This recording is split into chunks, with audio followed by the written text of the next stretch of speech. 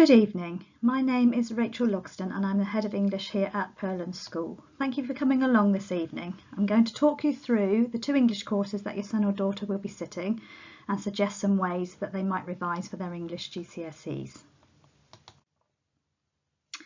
First of all, I just want to talk you through the structure of the two courses. So your student will be sitting two GCSEs in their English lessons, English language and English literature. And you can see from the screen here that there is a structure of the English language exam. So paper 1 and paper 2, both an hour and 45 minutes. Both section A's focus on reading skills, where students have to read, extract and answer questions. And both section B's focus on writing skills, where students are either asked to produce a piece of creative writing or a piece of writing promoting a particular point of view, such as a letter or an article or a speech. English literature is now on the screen. So there are two papers, paper 1 an hour and 45 minutes and paper 2 2 hours and 15 minutes, which you can see straight away is a bit of a marathon. So the texts we've been studying are Shakespeare's Macbeth and Charles Dickens' A Christmas Carol for paper 1, and an Inspector Calls and a selection of poetry there for paper 2. So lots of students believe that it's really difficult to revise for English. In fact, that's such a commonly held belief that somebody's even written a book about how you might actually go about revising for English. And I'm going to share some strategies with you to support you with how this might take place. So you might have heard some general information already this evening about how to go about revision, and I might just be consolidating what you've already been told. But I think it's important to realise that simply rereading notes really doesn't work. It doesn't help your understanding of what you read, it's probably not going to go in, and sort of highlighting lots of different pieces of information is not really a successful revision technique. What you need to be doing, what students need to be doing, is plenty of retrieval practice, which enhances the memory.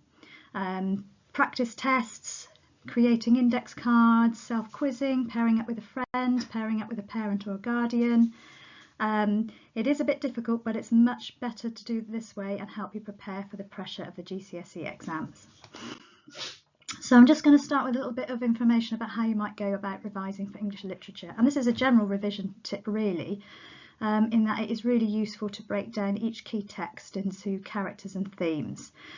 Simply to say, tonight I'm revising A Christmas Carol is just a little bit too big, whereas tonight I'm going to revise a character of Scrooge and some key quotations is much more helpful. Teachers will help students do this, but you can see there on the screen that you've got an outline of some of the key characters and themes in each of the texts we're studying, and that's a useful list there for students to break down their revision. Creating flashcards and key quotations for each character is a really useful revision technique. So you can see there on the screen, on one side of the card is what are my key quotes for Gerald Croft, and on the other side of the card, five key quotations that Gerald says in an Inspector Calls. So you could simply ask the question, can you give me a key quotation for Gerald Croft?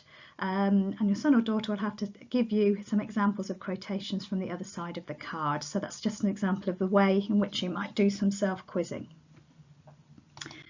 We're also going to provide students with booklets of flashcards for each of the texts they're studying. So this is a really useful revision resource, and you can see from the example there on the screen that there's a quotation and next to it 3 points of analysis.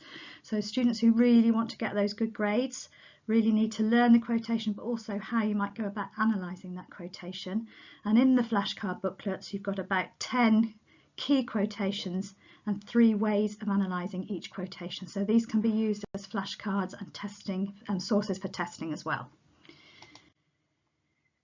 There's no substitute for practicing questions, and that's where revising for English can become a little bit tricky and where a little bit of resilience is required. So you can see an example on the screen there of 2 questions on an Inspector Calls. And it's a really good idea for students to have a go at answering the questions and then to get feedback from their English teacher. Also, another good idea is actually to take a number of questions and to plan how you might go about answering those and key quotations that you might use. That way you can cover lots of themes and topics without actually having to write every single response in full.